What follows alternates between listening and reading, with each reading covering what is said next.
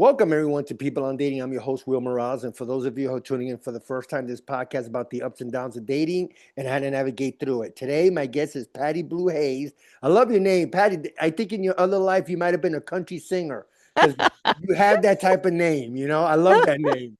So, Patty is an award winning author and mindset coach. She brings her education, research, and personal experience into her books for the benefit and empowerment of others. She transformed her own life and is inspired to help people find contentment, authenticity, and inner strength. She moved to Panama in 2019 and creates YouTube content about her experience in Panama. She leads a peaceful life in the valley of extinct volcano in Panama and enjoys tending to her garden. Patty, thank you so much for being on People on Dating. How are you? I'm great. Thank you so much for having me. No, I it's really my appreciate pleasure. it. No, it's my pleasure. So, Patty, tell us a little bit about yourself. What was that journey like? Your author, mindset coach. I mean, and you moved to Panama. So, what was that journey slash aha moment for you? Well, life took a turn for me in 2010 with the end of my marriage. Mm, So it was very abrupt. It was very devastating because for many reasons, right? But that's when my life changed. I was no longer a married person, part of a couple and planning the life together. And all those things that you mentioned, like, writing the book, becoming a mindset coach, and moving to Panama, those all happened after I reinvented myself, recreated a whole new life and persona. mm. And it was hard. I can't even imagine for you. I couldn't even imagine. But the thing is, though, it seems like you recovered and all that. And today's topic is a good one. It's about rebuilding self confidence after a breakup or divorce. So I want to tackle that like in two different subjects. I want to do a breakup first. I never been married, but I've been in situations, Patty, where I might have dated someone for as short as 3 months. It ended, but I couldn't take my mind off her. Mm. I'm playing sports and my mind goes towards her. How does someone get out of that funk where it took me a few months to really get over this woman? I didn't want to date anyone. I didn't want to see anyone. But I do admit I never tried to get her back. I think I might have sent her flowers, but I never pursued it as I should have. And I realized that I did probably love her. I just couldn't say it at that time. I was maybe in my late 20s, so I wasn't ready for that. But Yeah. so I guess the breakup is always the tough part because I've been in a situation where friends talk to me about their ex, and it's been 5, 6, 7 months after breakup, and they still talk about them. So can you break that down? Like how does someone get over someone? And it seems like sometimes it might take months before they Oh, slip out of your mind. absolutely. Yeah. Yeah. So go ahead, Patty. I don't want It to. it depends on, it depends on the length of the relationship, right? And it depends on the stage of life that we're in. Mhm. You talk about like your 20s and, being in love with someone, but not really being able to tell them. Right. And that's a lot different than maybe someone in their 40s and they have small children and they're going through a breakup. Or, someone who's gone through a trauma or loss, like the loss of a parent, and then they have a relationship and that relationship can be very hard to get over because if you stack those losses, right, like the loss of a parent and then the loss of a relationship, that's complex grief. Yeah. So that can bring up a lot of things. So, like, there's no one way to, heal heartbreak or, get over a breakup. But I mean, like for my heartbreak, I was devastated. I mean, I felt like there was a nuclear explosion in my life and I didn't want to live. I was doing very risky behavior and drinking copious amounts of alcohol. Um, and a lot of that was just because of how I viewed relationships and my low self-esteem. And I put, the relationship and the marriage first and him first. I didn't have autonomy. So it's so different. If you're talking about someone who has confidence and great, self-worth and self-esteem, it might be easier for that person to recover from heartbreak than someone like me who, you know, I felt like I was a failure as a person, as a human being. And there was also a lot of criticism in the relationship. So I took that personally. Mm. Um, but I will say that the things that, and I wrote a little book on this actually, on like 12 things that I did, not all in succession because I was still going through the process, but um, things where you want to take some action so that you don't feel immobilized. One of the first things I did actually was just start a gratitude practice. And that was really helpful because it helped me keep things in perspective. So I would just start the day with, I'm grateful that I have a home. I'm grateful that I have resources. I'm grateful that I have, health insurance, Yeah. family, who loves me, even though I felt very alone and isolated. Um, and I would just try to focus on the gratitude. Other important things that I did, again, learning them the hard way. Right. Um, creating healthy boundaries is essential. Not, trying to be all to everyone else and do things, don't say yes to everything.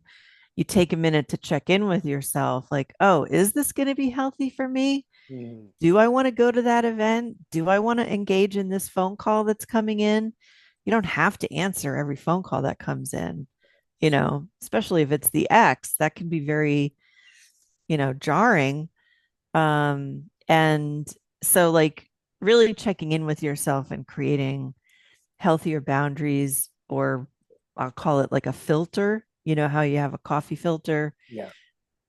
Just you filter out the impurities. And sometimes it's all, I mean, it's a lot of work. You got to, train your mind, deal with your emotions, and be in charge of your actions.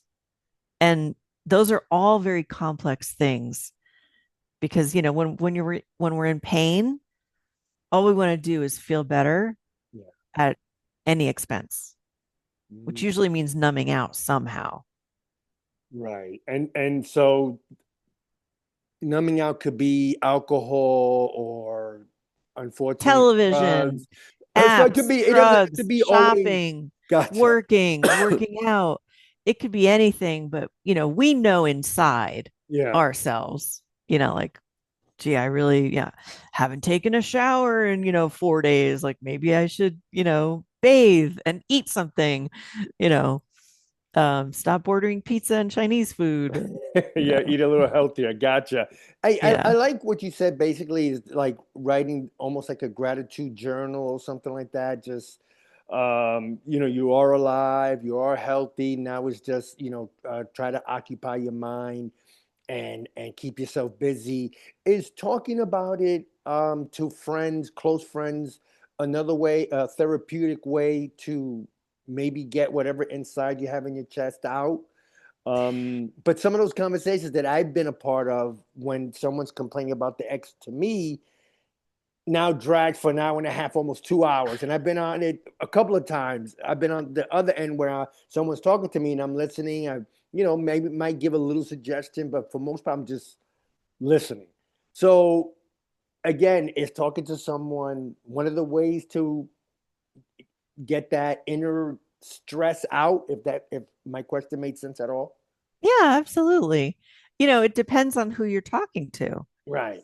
So, um, knowing the people who are going to be supportive and good listeners. Mhm. And also, I think if you're on the listening side, it's important to ask, hey, do you want advice or do you just need to kind of vent and get things, talked out? Mm. Because then you know what your role is, right? Okay, are they actually, asking for my advice or do they just need to hear themselves talk? Because a lot of times we just need to speak and that kind of, can help us come to some kind of resolution, or at least, feel better for having spoken. And there is a gender difference, for men and women. Like women, talk, talk, talk, talk, talk, talk, talk, talk, talk. Men typically are less verbal, right? Right. So if it's a guy friend, I would encourage everybody to listen to the male friends who are willing to talk, because Yeah. it isn't easy, I think, for them. I mean, this is making a huge generalization, but No, but in I think general, yeah, no, no, but I think you're right, Patty, because I guess it depends on the right person, and I guess on two occasions I was the right person because I just let them speak. yeah, Maybe give a suggestion or whatever.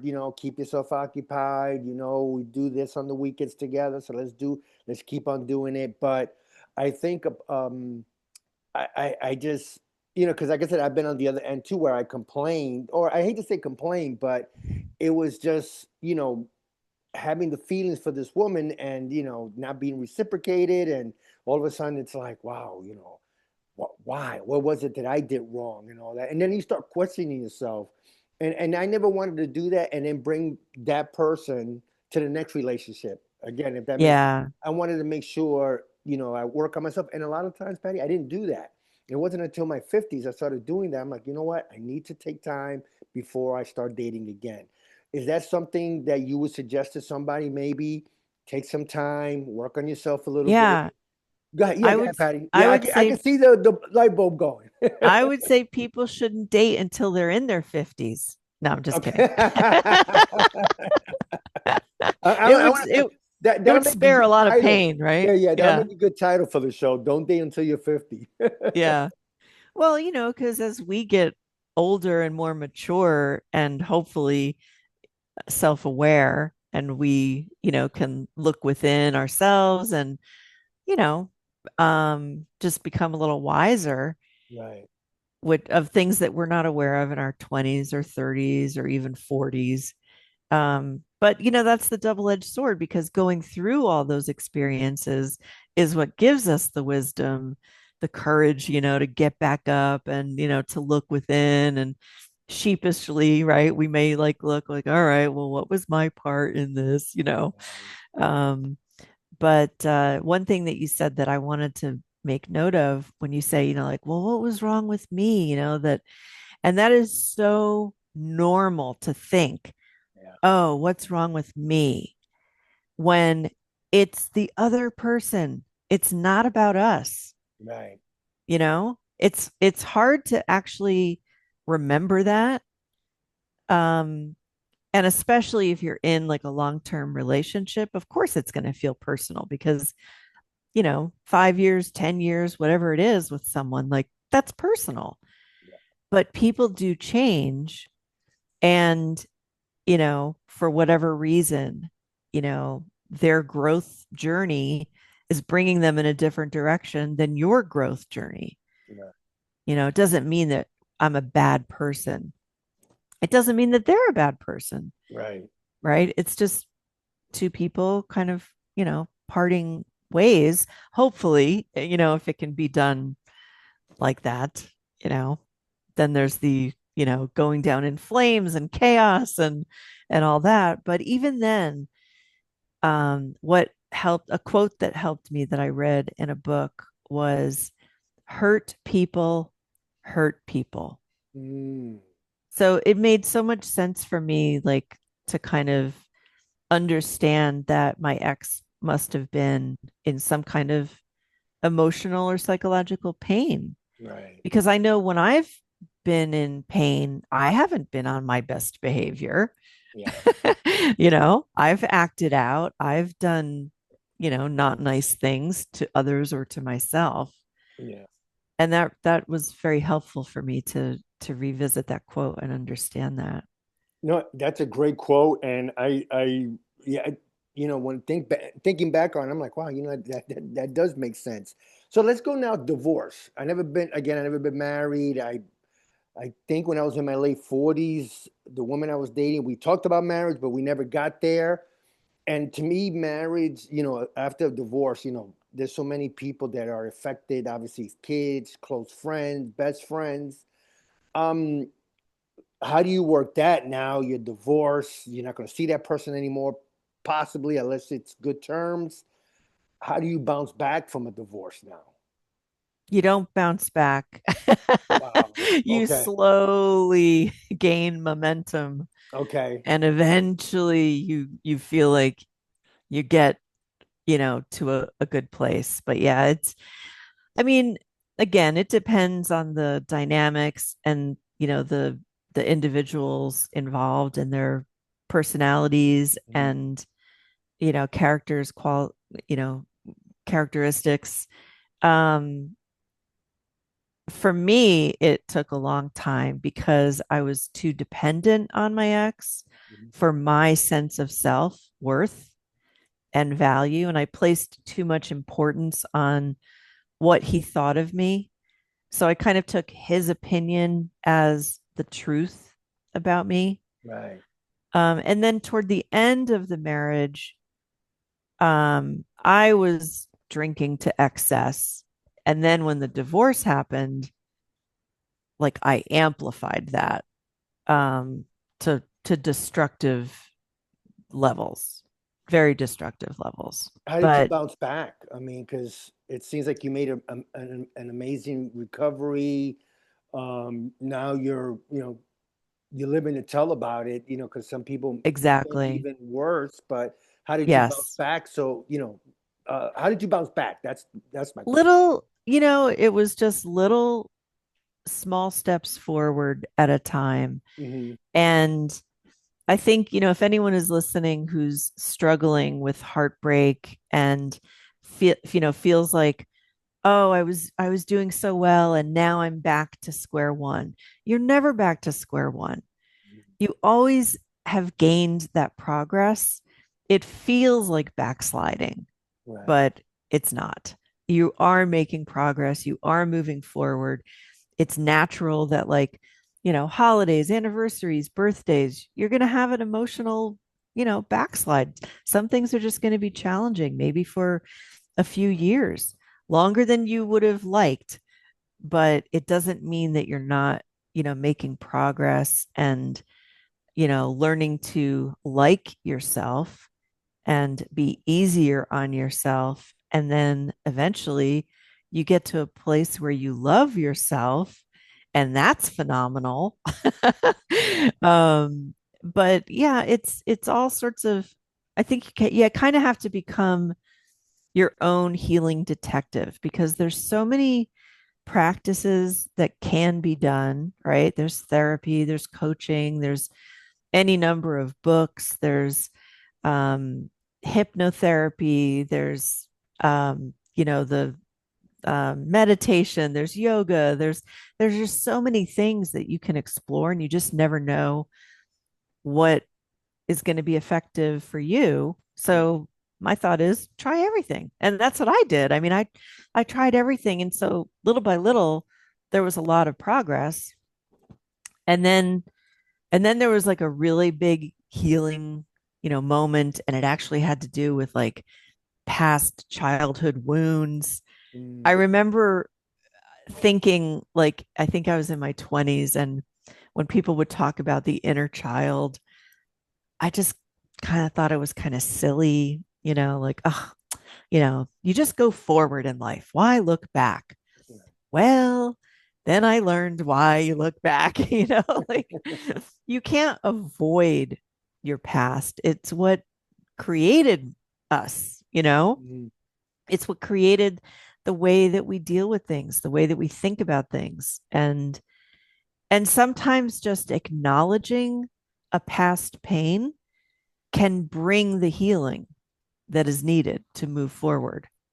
It's not like you have to spend, like months in intensive therapy and, laying on a couch and hundreds of dollars. Like it literally can be as simple as having a moment of like, oh, so my parents' divorce and my divorce are related. That's what happened to me, Right. So it's a and lot of self-reflecting, oh, Patty. yeah, Okay. yeah, yeah, yeah. Introspection, Yeah. And some people are uncomfortable with that. They don't want to do that. I in a breakup, I remember I never did that. But this last one that happened 6, 7 years ago, I forced myself to look back and realize. And I remember I talked to some friends from years ago who told me not to be this way, not to be that way, and didn't listen. And I remember talking to those people. I'm like, no, you were always right. I never looked at it that way, blah, blah. But how important are friends in that scenario? Like for what you went through? Because like I said, a lot of us, maybe a bunch of us never got married but how important is the friendship, that circle that you might have had at that time? Obviously, it's important, but a lot of times the thing that happens with divorce is that those friendships kind of get on, shaky ground as well. Because if you have other couple friends, Mm, they think that divorce is contagious. They don't want to be around you, and then also it's, well, whose side are we going to choose? Right? Do we want to hang out with him or do we want to hang out with her? And so then, couples can kind of take a stand back.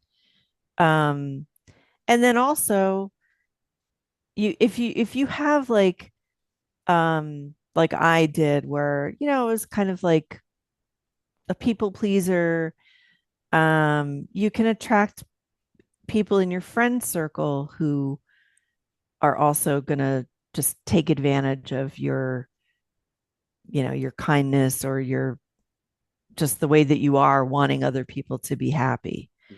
So sometimes, those things kind of implode, like everything just gets disrupted. But I know that, some people have like really good, solid friendships, and they are crucial for helping them get through that heartbreak. Um, you know, because Yeah. you need those friends. And if you don't have them, I recommend going outside of that immediate circle. There's always like peripheral friends or relatives, cousins, people that you can intentionally kind of draw in and ask them for support, you know. Yeah, no, that's definitely important. Just going back to what you said before, where if there's other couples around, I never even thought about that again because I never been married, but how that could affect them because they say, oh, wait a minute, one of ours got divorced. Whoa, and Yeah. again, and it's funny because on a regular breakup, I remember this man and woman, it felt like they both wanted us to choose sides. We, Mm, we chose his side because we knew him longer you're right. and he dated the girl maybe a year or two on and off. So she felt a certain way, but I'm like, we know him for 10, 15 years. We know you for Right. two. So anyway, first of all, Patty, I want to thank you so much for being on People on Dating. This was so enlightening. And before I let you go, anything else you want to promote? Books, TEDx talk, Oprah appearance, anything like that? Oh yes, my Oprah appearance. Well, I have a bunch of books. I actually have a book I'm really proud of on quitting drinking using Chat GPT. Oh, okay. Um, because I've been sober for 8 years, and I Congratulations. didn't, Yeah. thank you. I didn't use Chat GPT because it wasn't around, but um, anyway, people can check out my book links. And the sad story of my crisis, Dark Night of the Soul, is a book called Wine, Sex, and Suicide: My Near Death Divorce. Oh, It's a wow. journal of that time in my life. Okay. Yeah, I'll definitely It's, put that on the show notes. Yeah. yeah, it's not an easy read, but it's important to share those stories because, It could help someone, definitely. yeah, absolutely. Yeah. And if somebody want to get in contact with you, what's the best way? My website, pattybluehayes.com. Okay, I'll definitely put that on the show notes. And before I let you go, just one more last word, a last word on self confidence after a breakup or divorce. I think to kind of get back with self confidence after that, um, you have to focus on yourself and treat yourself well, Mhm. right? Because the way we treat ourselves sets an example for how other people are going to treat us. And it shows what we're going to tolerate. So, yeah, just, treating yourself well. Treat yourself with respect, kindness, grace. Mm, that's wow. That's deep. I love that. Well, first of all, again, thank you so much, Patty, for being on People on Dating. I really, really appreciate it. Oh, thank you so much. It was nice to chat with you. Yeah, me too. Bye bye.